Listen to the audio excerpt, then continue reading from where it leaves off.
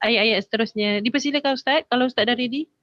Oke, bismillahirrahmanirrahim. Kita lanjutkan ke ayat ke-17 sebagai akhir dari subchapter di ayat ini, baru kemudian masuk ke dalam poin yang baru, yaitu setelah kita menyadari buruknya munafik, buruknya orang Yahudi, karakter mereka semuanya, terus apa mestinya yang harus kita ambil. Karena harapannya mestinya begitu, setelah kita menyadari, wow, betapa berbahayanya memiliki karakter setan, betapa bahayanya menjadi orang munafik. Habis itu mestinya ruhani kita akan mengarah kepada, so apa yang harus saya lakukan? Nah, itu karena itu nanti di ayat yang ke-18 perintahnya kemudian kita disuruh bertakwa kepada Allah Subhanahu wa taala. Kira-kira begitu. Kita akhiri dulu session subchapter ini, baru kita masuk ke ayat ke-18. Fakana akibatahuma annahuma finnar khalidina fiha wa dzalika jazaa'ul zalimin.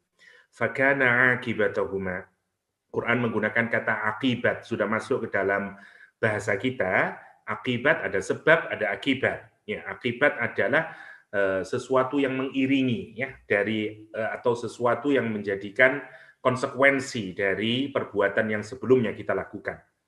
Karena orang munafik melakukan sesuatu yang sebenarnya diinspirasi oleh setan, ya, didakwai oleh setan, dan dia melakukan hal tersebut, ya, bahkan digambarkan oleh Al-Quran tadi mirip, ya, semisal dengan setan, maka akibatnya keduanya, setan dan yang mengikuti setan, annahuma finnar, keduanya di dalam neraka, khalidina fiha, naudzubillah summa naudzubillah, selama-lamanya mereka di dalamnya, wadzalika jazaa'ul zalimin, dan hal tersebut adalah balasan bagi orang-orang yang zalim. Dia tahu, gambarannya di sini digambarkan sebagai orang yang zalim karena mereka tahu sebenarnya, tetapi mereka tetap melakukannya. Ini yang harus kita perhatikan, bahayanya orang yang tahu tapi kemudian dia mengambil sesuatu yang lain yang bertentangan dengan pengetahuannya. Dan harus kita sadari adalah kenapa ada orang yang punya pengetahuan dan dia melihat kebenaran, tapi kemudian dia tidak bisa beramal sesuai dengan pengetahuan dan kebenaran yang dia lihat, adalah karena dia kalah, rasionalnya itu kalah, hatinya kalah dengan tuntutan hawa nafsunya. Dan hawa nafsunya sesuai dengan setan. Karena itu kalau orang mengikuti hawa nafsunya, sebenarnya dia juga mengikuti setan. Karena searah. Dan itu bisa menjadi sangat kuat, sehingga kemudian sebagaimana bahasanya Imam Ghazali, akalnya akan menjadi membenarkan desakan nafsunya, dan hatinya juga tidak bisa punya kemampuan untuk bisa menstop dari keinginan hawa nafsunya. Ini yang disebut dengan keduanya nanti akan berada di dalam nerakanya Allah Subhanahu wa taala karena kezaliman yang mereka lakukan. Ya, tidak banyak ini di ayat yang ke-17 karena mungkin tidak ada yang penting untuk kita diskusikan. Maksud saya kalimatnya sudah umum, kita semuanya sudah paham, ya, akibah annar khalidina fiha jaza zalim, ya. Sudah cukup. Jadi mungkin yang paling harus diingat adalah Al-Qur'an menggambarkan bahwa orang munafik adalah juga sekaligus orang yang zalim. Ya. Orang Yahudi juga sekaligus pada kasus ini Bani Nadir juga sekaligus adalah orang yang zalim. Kenapa? Karena dia mengikuti semuanya. Dan yang menarik ada ayat Al-Qur'an yang cukup menakutkan buat kita sebagai pengingat, ya. Sebentar. Wa qala alladziina du'afa. Who said weakness?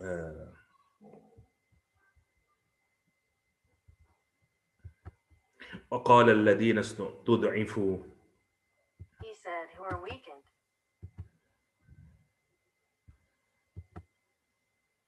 Oke, kita lihat di surah Saba. Oh, bukan ini.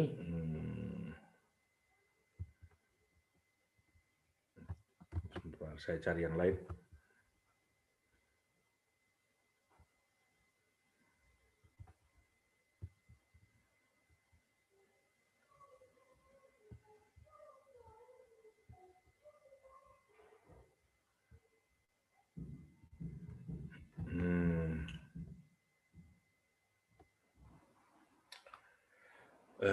Saya kok lupa ayatnya ya.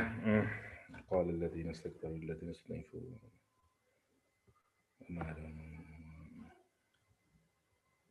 Nanti kalau ketemu sebentar mungkin saya cari di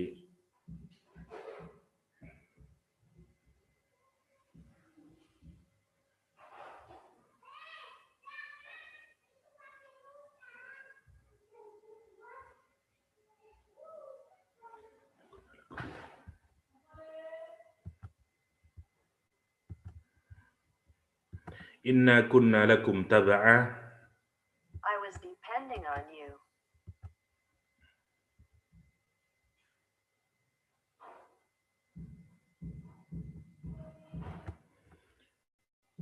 Oke, kita lihat di surah Al-Ghafir, surah Al-Mu'min. إِذْ يَتَحَاجُّونَ فِي النَّارِ فَيَقُولُ الضُّعَفَاءُ لِلَّذِينَ اسْتَكْبَرُوا إِنَّا كُنَّا لَكُمْ تَبَعًا فَهَلْ أَنْتُمْ مُغْنُونَ عَنَّا نَصِيبًا مِنَ النَّارِ. Misalnya ya. Ini kok ayat selanjutnya mana sebentar. Surah Ghafir ayat 47. Surah Al-Mu'min ayat ke-47.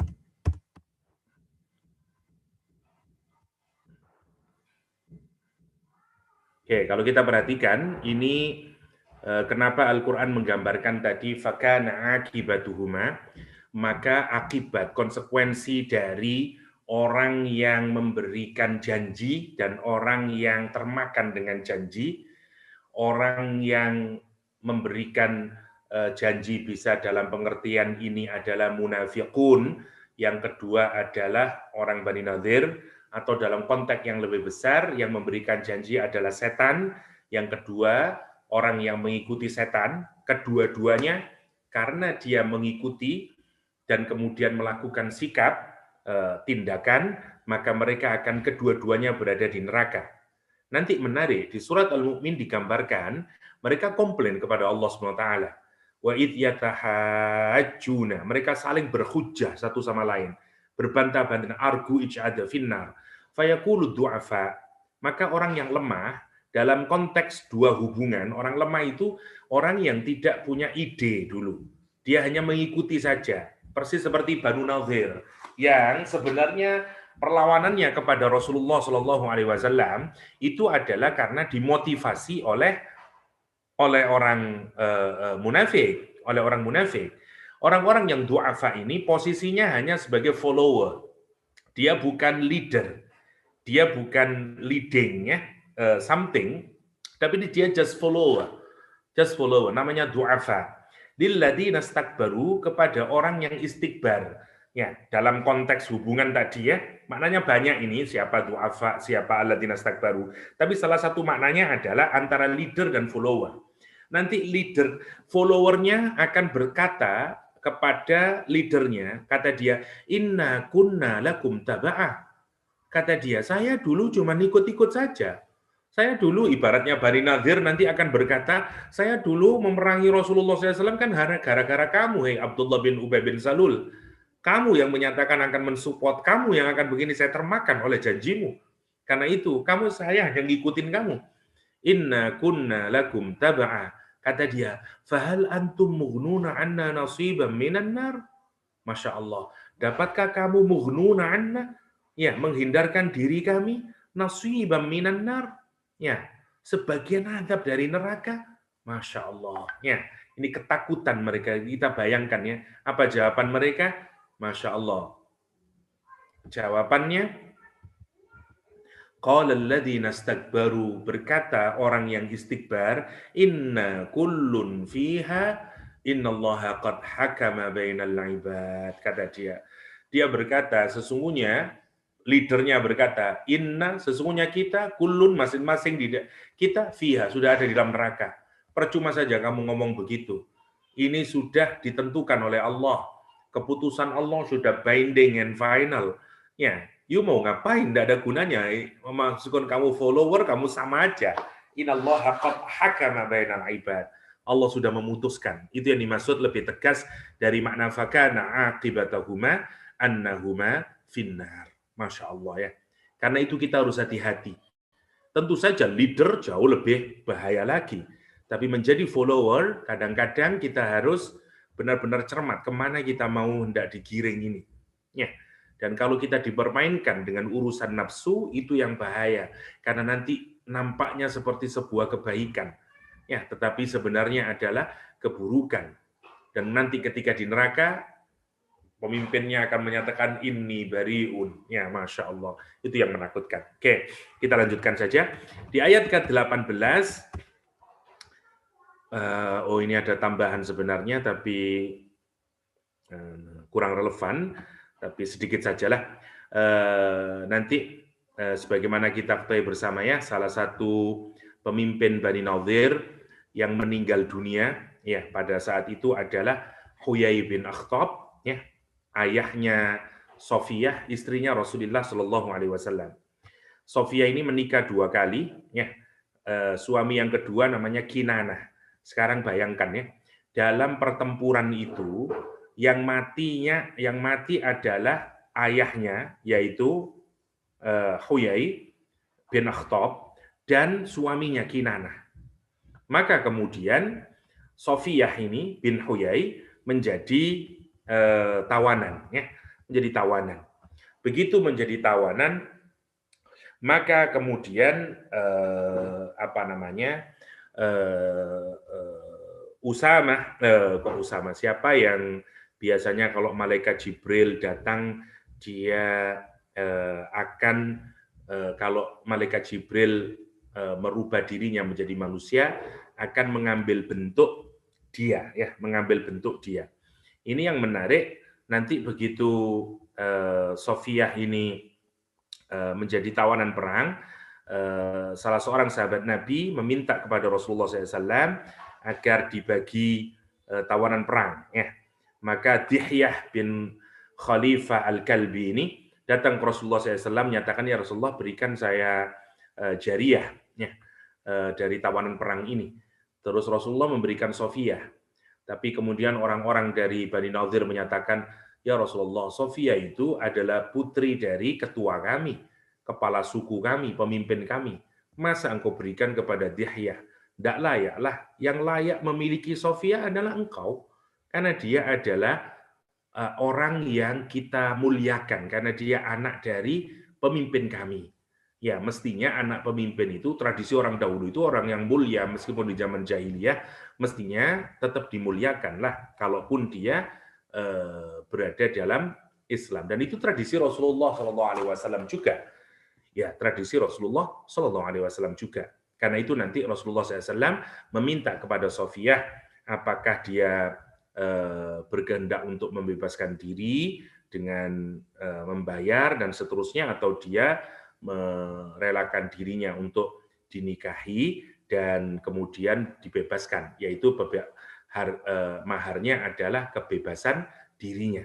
Ya, kebebasan dirinya. Sofiyah memilih untuk menikah dengan Rasulullah Shallallahu Alaihi Wasallam. Yang penting untuk kita pikirkan adalah kalau seorang perempuan, ya, suaminya sama ayahnya meninggal gara-gara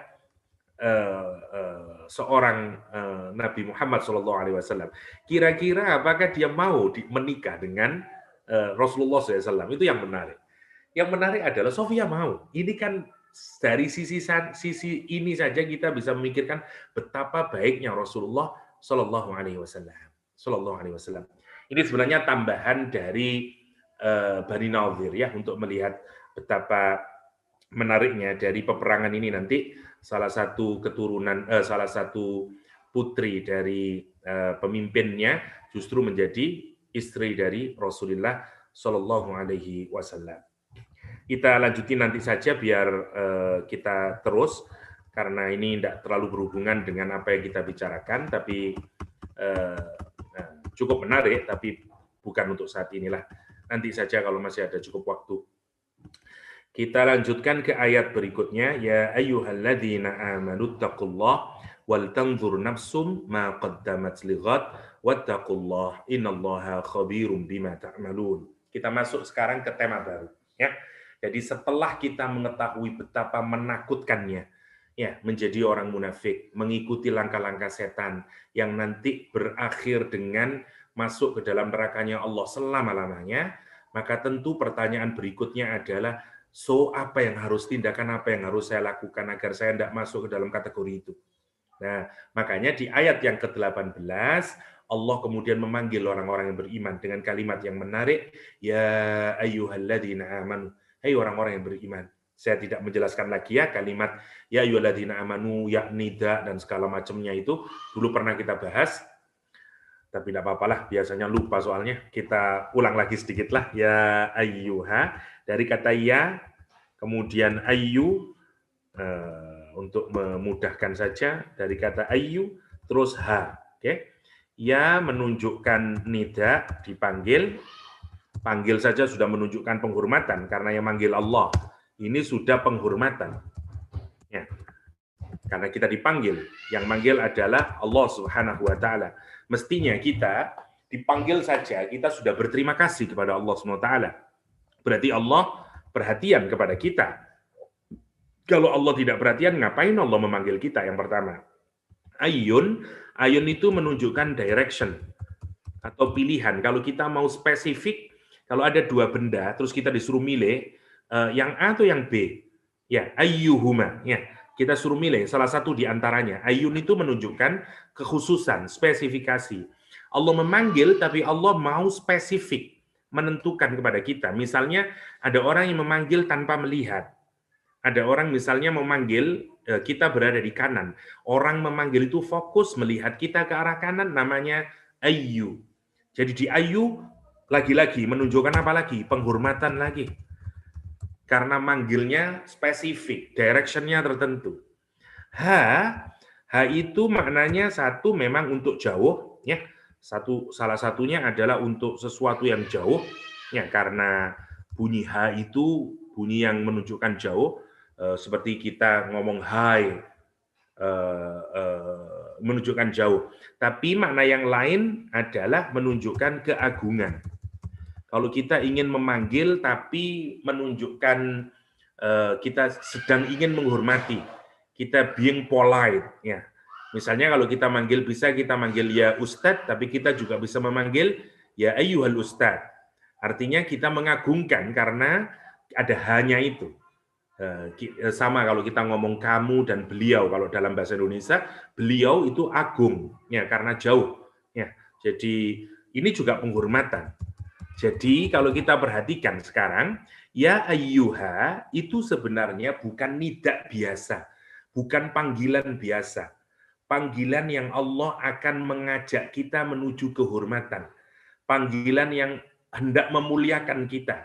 Panggilan yang Allah hendak menghormati kita. Masya Allah. Satu panggilan yang kalau kita akan dengarkan dan ikuti, maka kita akan mendapatkan penghormatan, mendapatkan kebaikan. Itu maunya. Karena itu telinganya orang mukmin kalau mendengar kata ya ayyuha mestinya sudah dengan senang hati. Kenapa? Karena meskipun kita belum tahu isinya, kalimat yang dipakai, kata yang dipakai dalam kata ya ayyuha mestinya sudah menunjukkan ini pasti something positif, something yang masya Allah, ya. Sama lah dengan misalnya saya dipanggil dengan kalimat pujian, wah, yang saya muliakan, yang saya hormati, wah, segala macamnya, yang di pertuan agung, wah, dan segala macam. Kita senang, ini pasti good thing. Berbeda kalau kita memanggil tanpa menunjukkan penghormatan, misalnya langsung, ya, misalnya, kita belum tahu ini positif atau negatif. Itu poinnya, ya. Satu, setelah ya ayyuha, apalagi kemudian Allah memanggil kita dengan alladzina amanu. Masya Allah. Perhatikan kalimatnya, ya. Alladzina amanu. Sebenarnya kalau kita pikirkan, amanu ini kan kata kerja. Sama seperti dalam ilmu sosial, ya. Salah satu yang menjadi karakter seseorang itu yang nanti menjadi identity seseorang, ya. Identity seseorang itu ditentukan oleh work. Ini idenya Karl Marx sebenarnya. Idenya Karl Marx. Jadi kerja itu kemudian menjadi identity saja, identity saya di zaman modern ini. Misalnya kalau Kak H bertanya, ditanyain, who is Yahya? Jawaban Kak H adalah a lecturer, misalnya. Dia adalah pensyarah di university. Maka Kak H memberikan identiti saya dari pekerjaan saya, which is pensyarah, misalnya. Is businessman, misalnya. Kenapa? Karena pekerjaan itu menjadi identiti seseorang. Pertanyaan saya sekarang, bukankah kita ini sebenarnya punya banyak identiti? Ya, misalnya saya bisa pensyarah, mungkin identiti saya yang paling dominan, dan seterusnya, dan seterusnya. Tetapi kalau kita pikirkan, kenapa Allah memanggil kita dengan kalimat amanu? Yang menarik, itu sebenarnya kalau kita pikirkan adalah identitas kita yang paling terbaik. Ya, karena tidak ada yang bisa mengalahkan iman. Ya, kita punya posisi di dalam kantor, kita punya posisi dari aspek ekonomik, kita punya posisi dari sosial prestis, kita punya apapun sajalah. Tapi if kita compare dengan iman, nothing mereka semuanya. Iman adalah our highest achievement, ya, identity. Itu identitas kita yang paling terbaik. Dan yang menarik, kalau ada seseorang memanggil kita dengan identitas terbaik kita, tentu dia juga bermaksud memuliakan kita. Ya Allah. Sekarang perhatikan, berkali-kali ini menunjukkan penghormatan semuanya. Ya, penghormatan, ayyun penghormatan, ha penghormatan, alladzina amanu penghormatan. Masya Allah. Berarti kita ini mau dapat hadiah apa dari Allah SWT? Sehingga Allah memanggil kita dengan sebegitu mesranya. Ya ayyuhalladzina amanu. Allah. Coba dengarkan kalimat itu dengan iman. Dengarkan kalimat itu dengan hati kita ketika Allah memanggil kita dengan panggilan yang sangat baik. Cuman karena ini terlalu reguler, terlalu sering kita mendengarkan, sehingga kita tidak masuk ke dalam hati. Coba kalau misalnya kita dipanggil yang mulia, yang terkasih, yang kami cintai, yang Yahya. Wah, kan saya senang itu. Kenapa? Karena sesuatu yang baru terasa. Ya ayyuhalladzina amanu, tiap hari kita dengar ya ayyuhalladzina amanu, ya ayyuhalladzina amanu.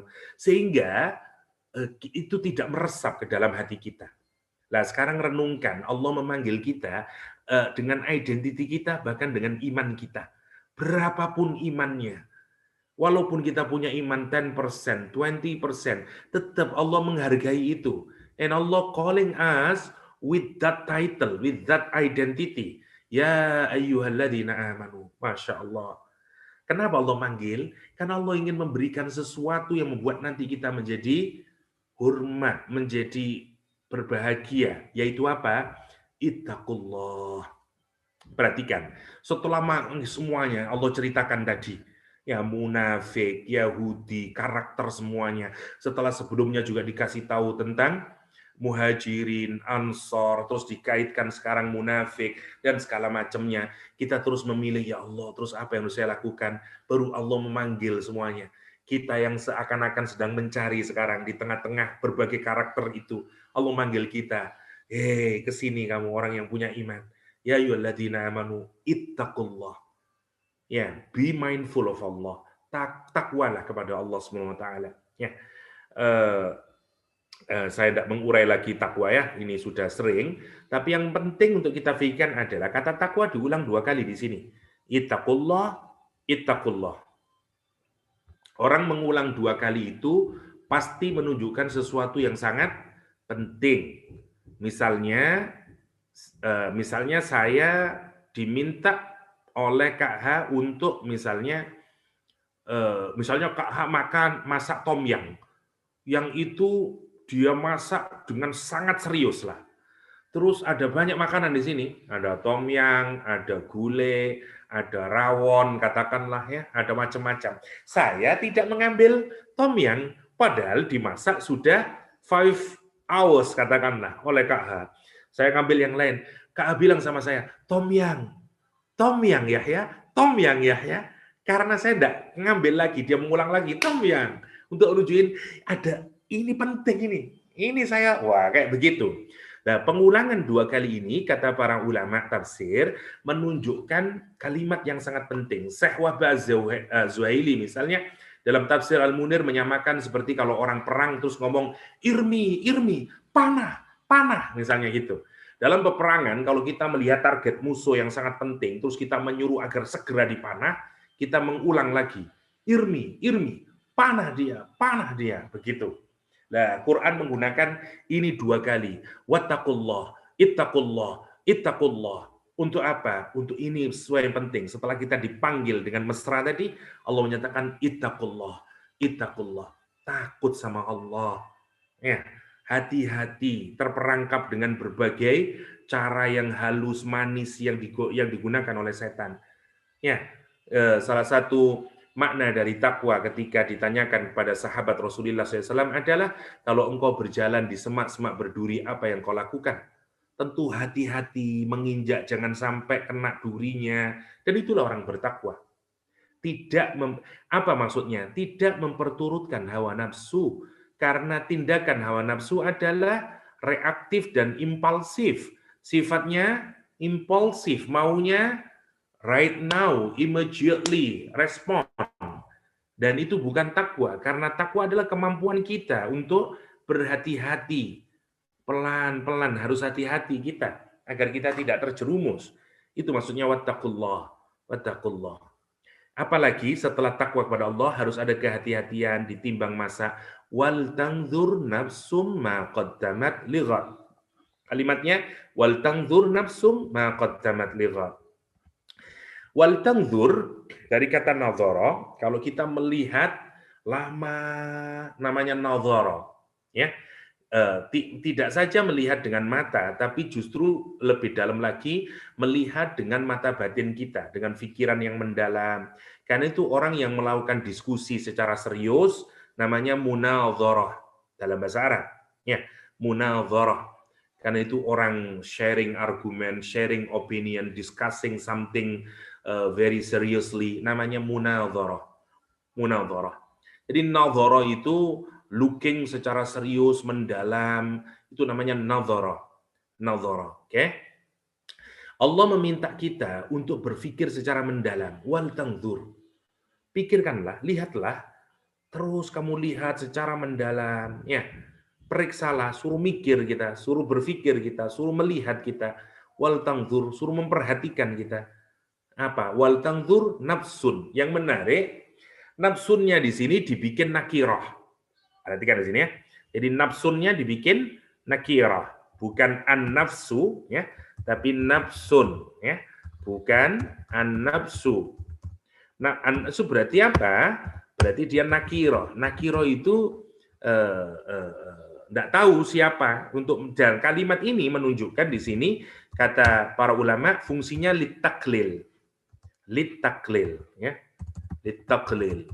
Untuk menunjukkan sedikit. Jadi seakan-akan bahkan nafsun itu dibikin single, ya, bukan dibikin plural, bukan anfus, tapi nafsun, menunjukkan seakan-akan tidak banyak orang yang berpikir tentang yaumul qiyamah. Ya, seakan-akan Allah menunjukin, ya, selain nakirah, tidak tahu siapa, dan itu jumlahnya sedikit, ya, nafsun, kata seakan-akan implikasinya, minimal di tafsiran Munir dijelaskan, ini fungsinya litaklil, untuk nunjukin yang sedikit saja sebenarnya orang yang benar-benar berpikir tentang yaumul qiyamah. Dan shadaqallahul azim, kalau kita pikirkan hari ini, tidak banyak orang berpikir tentang yaumul qiyamah. Ya, wal tangzur nafsun, hendaklah kata Allah SWT, diri ya, memperhatikan anything. Karena itu dibikin kamu harus memperhatikan sekarang apa saja. Your thought, your ideas, your action, your school, your work, your family, semua apa saja. Sekarang kamu perhatikan. Ya, qaddamat lighad. Apa yang kamu persiapkan untuk hari esok? Apa yang telah kamu forward untuk hari esok? Qaddama itu yang kita kedepankan. Maksudnya seperti orang yang menabung ya di bank, itu kan dia nabung sekarang, dia maunya nanti di masa yang akan datang dia akan merasa punya kenyamanan karena ada uang yang sudah dia tabung. Namanya tidak diambil untuk sekarang, tapi saya katakanlah next 10 years dan seterusnya. Namanya qaddamat. Namanya qaddamat. Jadi sebenarnya kita diminta oleh Allah masing-masing di antara kita untuk memperhatikan apa sih yang telah kita kirimkan ke depan, ya, yang kita sudah forwardkan untuk hari esok kita, yaitu yaumul qiyamah. Kalimat yang dipakai qaddamat, ya, karena kita forward ke depan sana. Artinya memang kita tidak minta keuntungan hari ini, sesuatu yang di forward ke depan maunya memang nanti di sana saya akan ambil akibatnya, konsekuensinya. Li ghad yakni yaumul qiyamah. Ghad itu hari esok, ya. Tapi yang di sini maksudnya yaumul qiyamah. Orang Arab biasa menggunakan hari esok itu dengan kata ghad.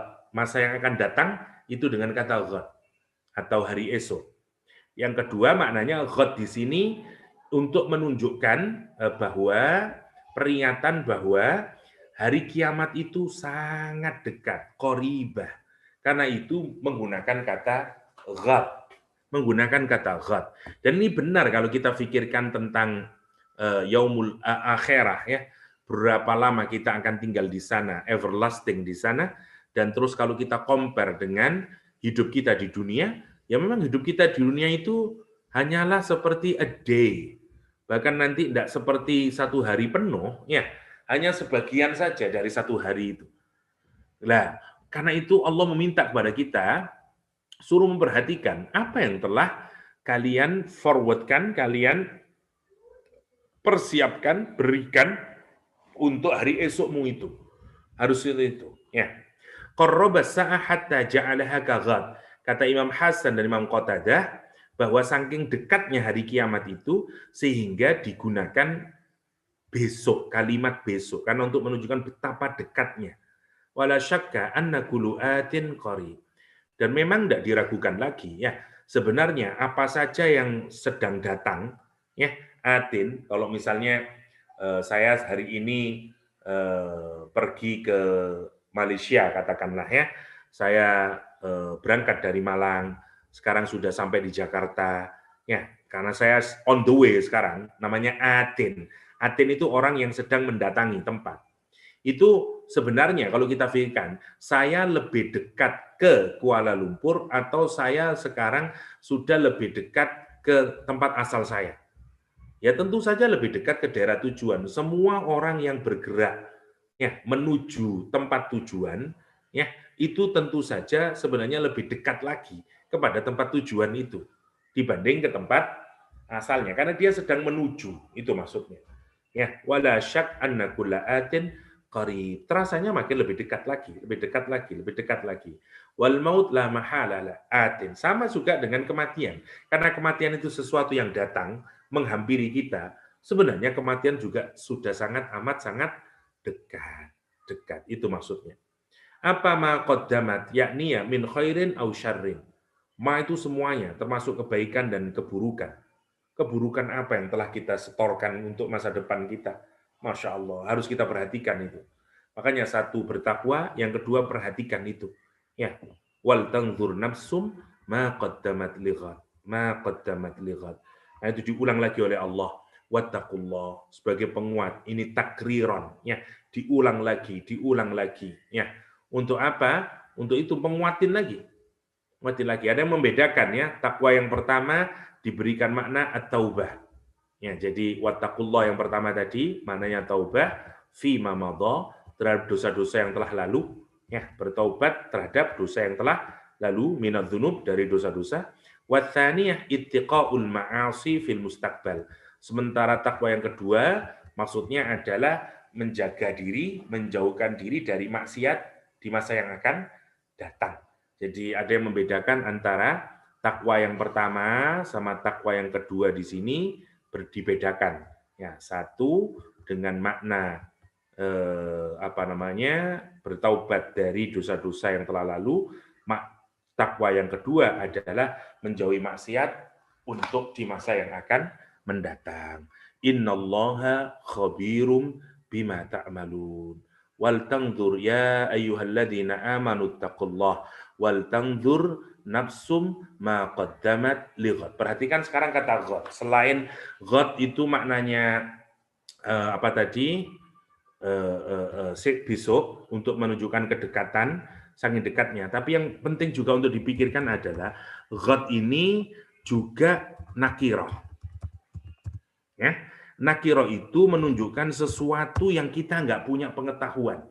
Ya, karena itu disebut nakirah, lawannya ma'rifat. Ya, kalau ma'rifat berarti kita punya pengetahuan, punya arif kita, tahu kita. Lah, karena dia nakirah, kita nggak tahu kayak apa nanti kiamat itu, bagaimana itu. Yang pertama, yang kedua dibikin dengan bentuk nakirah itu untuk menunjukkan keagungan. Saking kita nggak tahunya koyo opo, yo nggak terus si opo barangnya tidak tahu, tapi dia sesuatu yang sangat mengagumkan, ya sekaligus menakutkan. Karena itu dibikin nakirah lighadin, lighadin. Ya dikasih kasrah itu untuk menunjukkan something yang agung, sesuatu yang agung, tapi sekaligus kita nggak tahu perharanya kayak apa nanti, ketakutan kita nanti kayak apa di hari itu. Dan itu Al-Quran menggunakan lighad, lighad. Ya, untuk memberikan tekanan bahwa dia adalah merupakan hari yang tidak kita ketahui, ya kejadiannya kita tidak tahu, tapi dia amat sangat menakutkan, ya dan seterusnya. Itu namanya ma qaddamat lighad. Innallaha khabirum bima ta'malun. Bima ta'malun. Innallaha, sesungguhnya Allah, no doubt at all, khabirum bima ta'malun. Ini salah satu pengetahuan Allah ya. Kadang Allah menggunakan kata alim, kadang Allah menggunakan khabir, asma'nya di dalam Al-Quranul Karim, tapi semuanya merujuk kepada ilmunya Allah SWT. Khabir biasanya dirujukkan kepada ilmu yang bersifat teknikal kalau dalam bahasa manusia. Alim lebih bersifat teoritis, khabir lebih bersifat teknikal. Tahu in detail bagaimananya begini. Ya, kalau alim lebih bersifat abstrak, ya lebih ke bersifat teoritisnya. Itu kalau mau dikaitkan antara alim dan khabir. Allah semua amal yang kita lakukan, Allah tahu. Bima ta'malun. Allah melihat, mengawasi, tahu detailnya kenapa ini ke sini, ini ke sana. Itu innallaha khabir, khabirum bima ta'malun, bima yakunu minkum. Tahu semuanya Allah SWT. Masya Allah. Karena itu kita mestinya hati-hati itu. Hati-hati. Wala takunu kalladzina nasullah fa'ansahum anfusahum. Ulaika humul fasiqun. Saya lanjutkan saja ya biar selesai. Wala takunu, dan janganlah kalian menjadi kalladzina nasullah, seperti orang yang melupakan Allah. Masya Allah. Ini benar ya. Ada orang yang disebut dengan melupakan Allah. Kenapa? Karena nanti ada kondisi di mana orang sudah tidak peduli halal dan haram. Orang sudah, itu yang dimaksud dengan orang melupakan Allah. Jadi Allah sudah tidak menjadi kriterian atau variabel dalam pertimbangan dalam kehidupan dia. Kalau dia mau melakukan, kalau dia memutuskan, kalau apapun. Tidak ada kaitannya sekarang dengan Allah. Tidak ada kaitannya sekarang dengan agama ini. Dengan tuntutan syarat, nggak ada. Itu namanya orang yang melupakan Allah. Jadi murni berdasarkan pertimbangan rasional thinking, ya. Jadi berdasarkan benefit and harm analysis itu juga tidak ada kaitannya dengan agama sebenarnya. Ya, kalau kita pakai SWOT, ya strength, weakness-nya segala macamnya itu sama sekali tidak dihubungkan dengan Islamic value misalnya atau Islamic law, tidak ada, nothing to do with that. Ya. Nanti ada orang yang hidupnya semacam itu. Dia sama sekali melupakan, sudah tidak peduli dengan aturan Allah. Masya Allah, ini yang menarik ya. Karena itu lihat beberapa maknanya. Nasullah adalah taroku amrohu. Dia meninggalkan perintah-perintah Allah SWT. Ya, Masya Allah. Ada yang menyatakan lagi nasu haqqallah. Mereka melupakan hak-hak Allah. Ya, sholat sudah tidak dilakukan. Semua hak-haknya Allah SWT. Ya, untuk diibadahi dan segala macam dia sudah lupakan. Ya, Masya Allah. Ada lagi yang nasullah bitarki syukrihi wa ta'zimih. Orang yang melupakan Allah SWT dengan cara meninggalkan syukur kepadanya, mengagungkannya. Sudah tidak mengagungkan Allah, sudah tidak bersyukur kepada Allah Subhanahu wa ta'ala. Masya Allah ya. Ada lagi yang mengatakan nasullah inda dzunub. Ya, orang melupakan Allah karena dosa-dosanya, terus berbuat salah, buat dosa, terus dan dia tidak peduli dengan itu semuanya, dengan perintah Allah, dengan larangan Allah, udah tidak peduli. Itu namanya nasullah. Nasullah. Masya Allah ya. Ini tentu saja harus hati-hati kita, jangan sampai kita terjebak dalam keadaan yang demikian ini.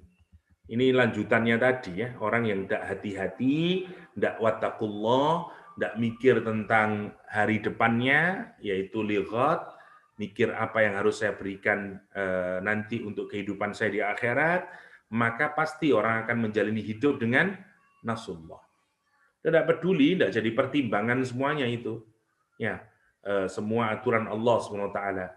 Al-Quran menyatakan wala takunu kalladzina nasullah. Kenapa sih penting sih? Kenapa? Karena fa'ansahum anfusahum. Lihat kalimatnya. Once kita sudah melupakan Allah, we forget Allah, forget His rule. Ya, kita lupa dengan aturan Allah, dengan nilai-nilai agama, dengan syariah. Apa kata Allah? Fa'ansahum anfusahum.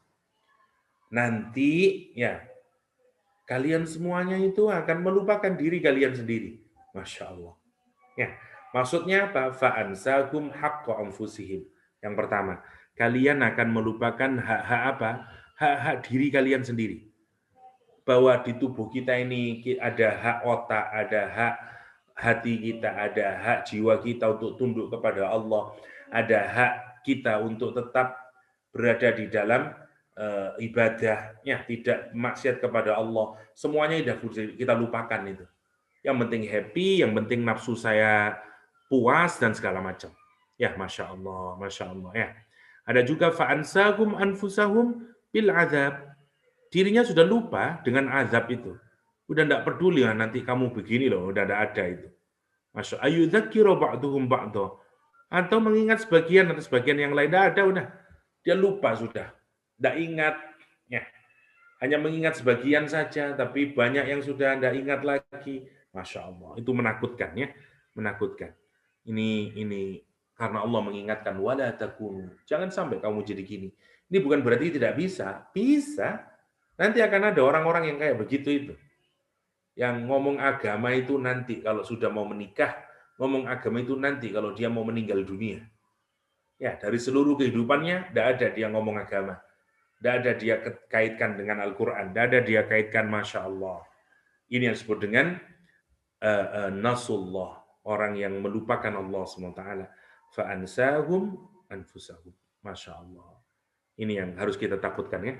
Dan Al-Quran kemudian menyatakan apa? Orang yang kayak begini ini, ulaika humul fasiqun.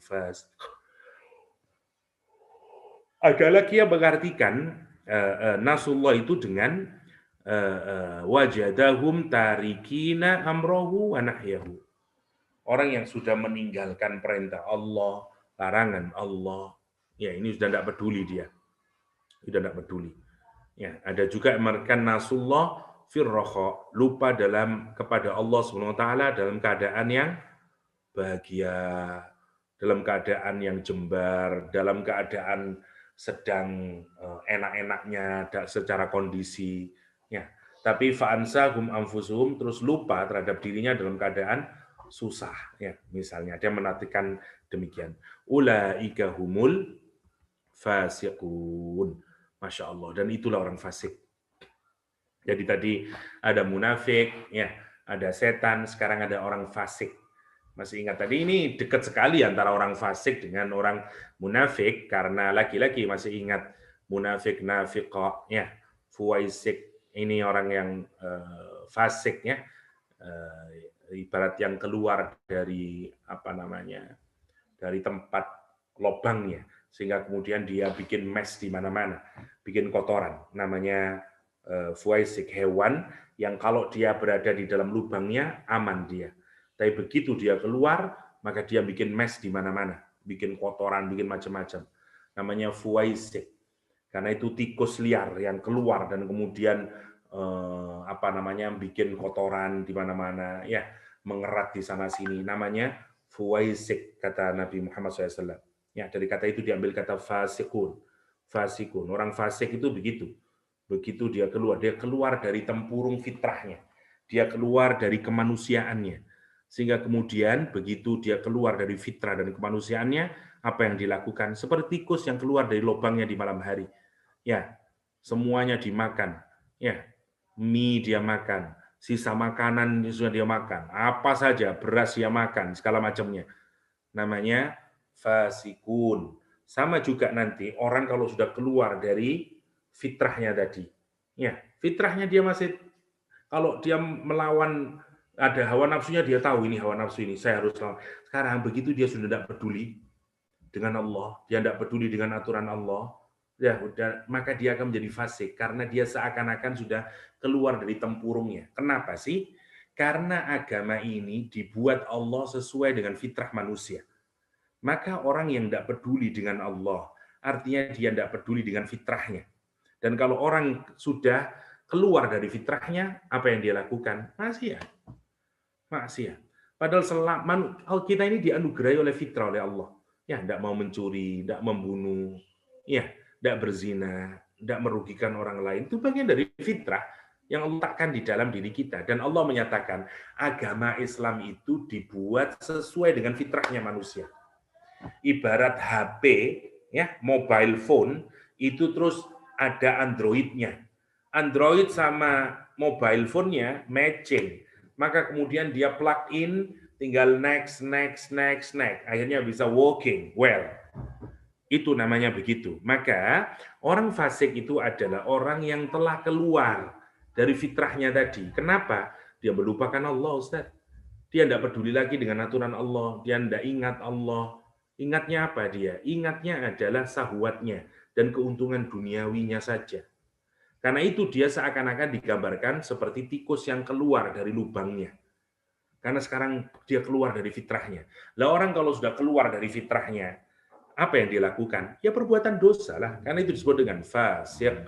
Lihat, yang pertama misalnya Ibnu Jubair mengartikan apa? Fasik al-asun. Ya, orang yang berbuat maksiat.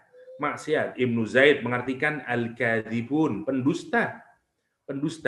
Asal kata fisik, ya, yang menjadi nanti asal usul kata fasikun maknanya adalah al-khuruj, yaitu keluar, seperti yang saya jelaskan tadi. Ya, seperti tikus yang keluar tadi. Ya, ini keluar apa? Alladzina kharaju an taatillah. Mereka yang keluar dari ketaatan kepada Allah Subhanahu wa taala. Ini yang menakutkan kemudian, ya. Jadi jangan sampai kemudian orang tergoda kalau kita tidak mengambil sikap, kata Allah SWT. Kita diperintahkan sampai di sini kalau kita renungkan setelah poin tadi, ya, persamaan antara janjinya orang munafik dengan setan dan seterusnya. Kita disuruh apa oleh Allah? Takwa. Ya, yang pertama, sampai 2 kali kita diperintahkan, ya, takwa. Ya, yang pertama takwa. Habis itu kita diperintah apa? Wal tangdur nafsun ma qaddamat lighad, ya, tentang al-ghad, ya. Kita suruh mikirin ma qaddamat lighad. Ya, wal tangdur nafsun ma qaddamat.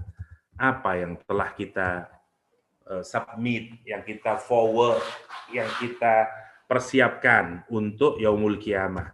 Ma qaddamat lighad. Ini perintah yang ketiga. Wattaqullah innallaha khabirum bima ta'malun. Kita diminta untuk sungguh-sungguh di dalam beramal. Kenapa? Karena Allah khabir. Oke. Selanjutnya, kalau kita tidak memilih ini, maka yang terjadi apa? Yang terjadi adalah orang menjadi nasullah. Lupa dia sama Allah SWT. Masya Allah, ya. Ini yang menakutkan, orang dibuat lupa sama Allah. Kenapa? Karena dia sudah terlalu banyak maksiat dan segala macam. Nasullah. Ya, orang yang melupakan Allah SWT. Kalau orang sudah lupa sama Allah, akibatnya dia lupa sama dirinya sendiri. Lupa diri. Dia tidak ingat. Kalau orang sudah lupa diri, dia menjadi fasik. Itu urut-urutannya. Ya. Jadi orang takwa, ya, ittaqullah, ya, wal tangdur nafsum ma qaddamat lighad wattaqullah innallaha khabirum bima ta'malun. Itu digambarkan ini yang harus kita pilih dan jangan sampai kita memilih yang di sini. Wala takunu kalladzina nasullah fa ansahum anfusahum ulaika humul fasikun. Allah kemudian menutup la yastawi ashabul jannah. Ya kata Allah SWT. Ini ada yang penting kah? Suara Baro'ah enggak perlu, udah nanti aja dalam diskusi. La yastawi ashabul nari ashabul jannah ashabul jannati humul faizun. Enggak sama kata Al-Qur'anul Karim. Ashabun nar, the possessor, the owner, ya, an-nar, neraka, dengan orang yang akan menjadi penduduk surga. Enggak sama. Ashabul jannah humul faizun. Ya, penduduk surga itu adalah faiz, orang yang berbahagia. Faiz itu di dalam Al-Qur'an gambarannya adalah orang yang dikeluarkan dari neraka. Ini bahagia yang jadi fauzan nanti ya, faiz. Ya, Al-Qur'an menyatakan faman zuhziha 'anin nar, kata Al-Qur'anul Karim ya. Faman zuhziha 'anin nar, misalnya Al-Qur'an menyatakan faman zuhziha 'anin nar.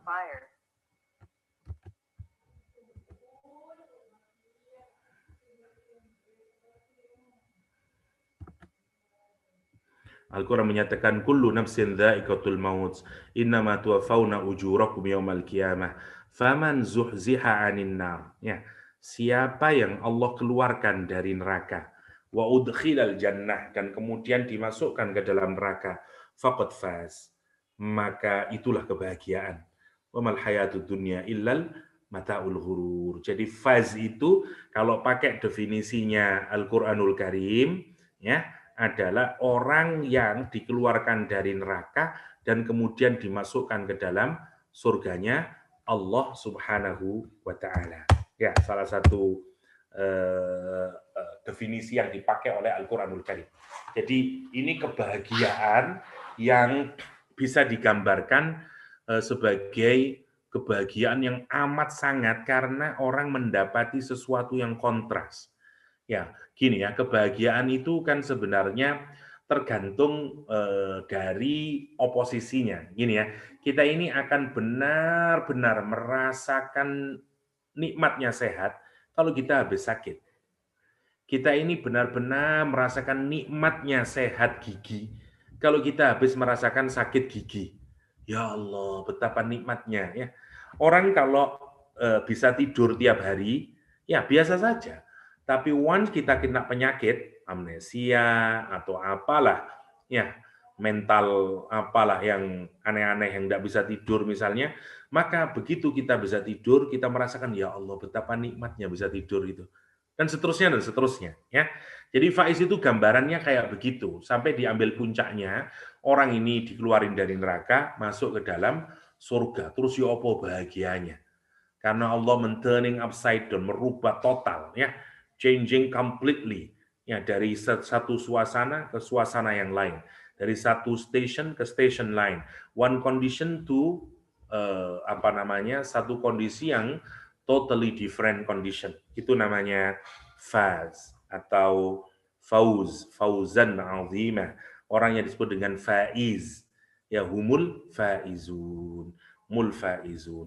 Ini indikasinya apa? Indikasi mungkin orang ini masih ada kejelekan yang dia lakukan, ada kesalahan yang dia lakukan, tapi tetap saja dia termasuk ashabul jannah. Kenapa? Karena dia tetap meniti jalan yang benar, dia berusaha benar. Wala takunu kalladzi, dia ittaqullah, dia selalu mikir wal tandur nafsu ma qaddamat lighad, apa yang telah dia persiapkan untuk masa yang akan datang itu, esok hari itu. Tidak disebut la yastawi ashabun nari wa ashabul jannah. Jannah ay fil fadli war rutbah.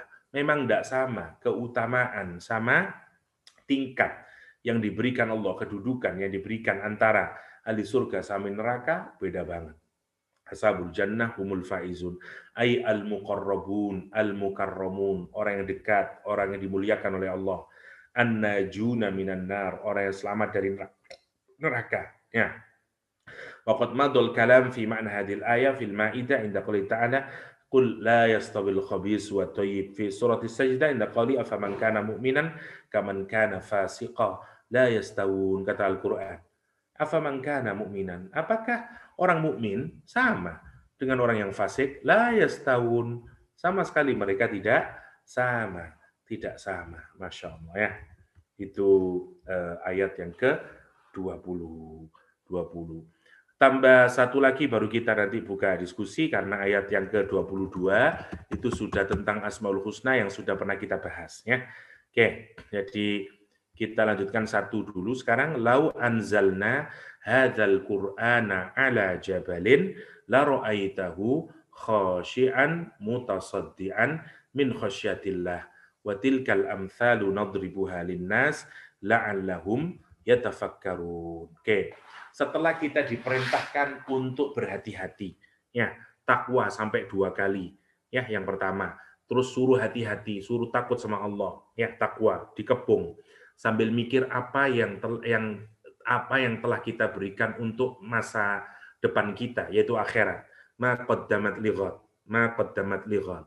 Ya, terus habis itu jangan sampai kita melupakan. Jadi maunya Allah dalam hal apapun kita pertimbangkan ini. Allah harus menjadi main variabel ya dalam kehidupan kita. Apa ini? Sesuai enggak dengan Allah? Sesuai enggak? Jangan sampai nanti kita lupa kan diri kita. Itu lanjutan dari perintah Allah takwa, qaddamat lighad wala takunu nasullah kama sebagaimana lagi fa'ansahum anfusahum. Maksudnya jangan sampai sekarang harus terus dipertanyakan caranya untuk mengukur ma qaddamat lighad, aplikasinya. Jadi kan begini loh gampangnya. Kita ini diperintah oleh Allah kalau mau selamat suruh takwa. Oke. Takwanya itu dengan cara mempersiapkan ma qaddamat lighad. Ya. Apa yang telah kita perhatikan untuk hari esok. Nah, caranya agar kita ini terus sesuatu itu kita ini terus pikiran kita ini selalu berpikir, untuk perhatian wal tangduru nafsun, apa yang setiap diri perhatikan untuk dia kirimkan. Maksudnya caranya adalah jangan sampai melupakan Allah. Maksudnya sekarang dalam hal apapun ya, dalam hal apapun mulai masukkan Allah. Kalau saya begini benar enggak ya menurut Allah? Kalau saya begini ini kira-kira diridhoi enggak sama Allah? Kalau yang begini ini kira-kira saya dapat murka enggak sama Allah? Itu praktek dari ma qaddamat lighad. Itu maksudnya. Karena kalau tidak begitu, maka kita tidak pernah berpikir tentang masa yang akan datang. Maka petunjuk praktis dari mengamalkan ma qaddamat lighad adalah libatkan Allah. Maksudnya dalam apapun sajalah. Saya mau begini, ini kira-kira cocok enggak?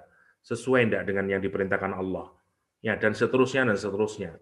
Jangan sampai kita melupakan Allah Subhanahu wa taala. Apapun saja. Itu yang nanti akhirnya dari takwa, dari qaddamat lighad, ya, terus kemudian kita ndak nasullah fa'ansahum, akhirnya kita menjadi orang yang benar-benar sukses yang disebut dengan faizun. Itu maksudnya. Dengan faizun, ya. Nah, habis itu tentu orang kemudian mencari tahu di mana saya bisa mendapatkan petunjuk agar saya terus terlibat dengan Allah Subhanahu wa taala, sehingga saya terus bisa mengingat petunjuk Allah Subhanahu wa taala, apa yang dimaui Allah, apa yang tidak dimaui Allah Subhanahu wa taala. Dan itu ayat selanjutnya bicara tentang Al-Qur'an. Gitu. Karena setelah kita diperintah untuk takwa, suruh hati-hati, suruh kita memperhatikan hari kiamat, ya, di mana kita akan pergi ke sana, ya. Terus jangan sampai kita ini melupakan Allah. Pertanyaan paling akhir, bagaimana ya saya biar tidak melupakan Allah? Bagaimana ya agar saya bisa tahu apa yang diingini Allah, apa yang tidak diingini Allah? Bagaimana ya agar saya bisa mencocoki dengan apa yang dimaui oleh Allah SWT? Al-Quran. Al-Quran. Karena itu di ayat yang berapa ini? Di ayat yang ke-21 kita berbicara tentang Al-Qur'anul Karim. Al-Qur'anul Karim.